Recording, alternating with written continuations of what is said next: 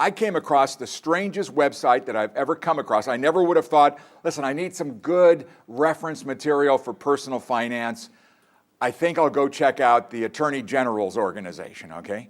It turns out this is the best website. I just found it today. Best website I've ever found for personal finance issues, okay? So let me give you the website and then we'll dig into a couple of other things. This is done through the National Association of State Treasurers Foundation. And it's the website that I'll reference you to is a little bit unusual, but it's the traditional www. Then it's young adults, one word, dot tomorrowsmoney.org. So it's young adults, all one word, dot tomorrowsmoney.org. It's just incredible. It's amazing the amount of information they have. And what I like about this, obviously, is it's not a financial services entity. It's not a bank, a credit union, a mutual fund company, anybody like that. This is totally independent of any kind of solicitation or sales activities. It's just full of a tremendous amount of information that I think you'll find very helpful too. I pulled off just a couple of things here that I want to talk about real quick that I just came across, but I've got a new website that I'm going to use as a reference point all the time. They had one item on here that said, start out small, 7 money moves to make right now. The obvious ones, decide to save. I want to talk a little bit more later on about deciding to invest and how to get doing that, make money work for you. And then they talk about what I mentioned earlier on, time. Letting time work for you. And they gave a great example in here, so bear with me for reading here. If you began saving $100 a month at the age of 25, by the time you reach 65, you'll have earned over $630,000. Now, there's a number of caveats built into that, regular investing, the amount of return you get. But if you wait until you're 45 to begin saving $100 a month, when you reach 65, you'll have $76,000. Okay, so that's a pretty big difference, $630,000 versus $76,000, more than a $500,000 difference in there. So it behooves you to get started and saving or investing, again, deciding on your own personality, decide which way to go with that. I'm going to give you a couple other examples along the way.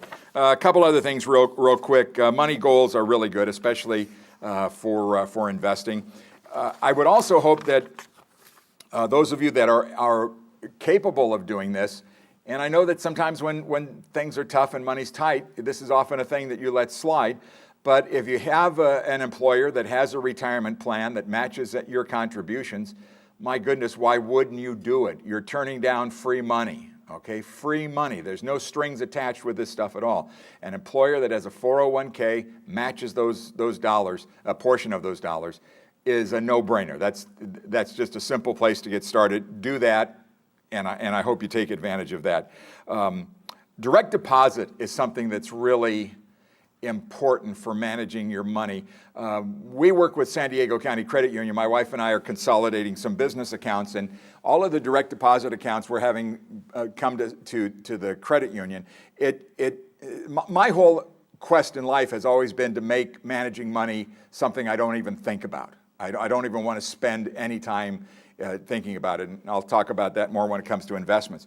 Direct deposits do all the work for you. You just are able to consolidate that money very quickly. It comes in, it's a no-brainer, it's there, it grows, and you let that process work for you. And it makes more and more sense. People are doing it more and more every day, and it makes a lot of sense to do that. The other thing that they talk about in here is insurance, and this is something that over the years I've kind of watched and have changed attitudes about quite a bit as well, insurance. I go back to when my son was in the Navy. He joined the Navy to see the world and got stationed up in Fallbrook. And so it was kind of a situation where he was working at the Naval Weapons Station up at Camp Pendleton. And so he invited me one day to come up and speak to the men and women that he worked with. There were about 20 of them. Probably the oldest one in the room was 25 years old. And I said, how many of you in this room have life insurance? And every one of them raised their hand. And I said, how many of you are married? None of them raised their hand. How many of you have a home that you have a mortgage on that you need to protect? None of them. But they all had life insurance because somebody had sold them life insurance. Somebody told them this was a good idea to have life insurance. Really, they would have been much smarter because at their age, the odds, even in the work they were doing, the odds of getting killed, dying, were very small compared to the odds of them getting injured. Okay? And that applies to all of you in this room here. The odds of you getting killed or dying in the foreseeable future is very small, but there's a pretty good chance you could be disabled. You could have an injury that would not allow you to work, so disability insurance makes an awful lot of sense. As you get older, you take a look at other types of insurance, that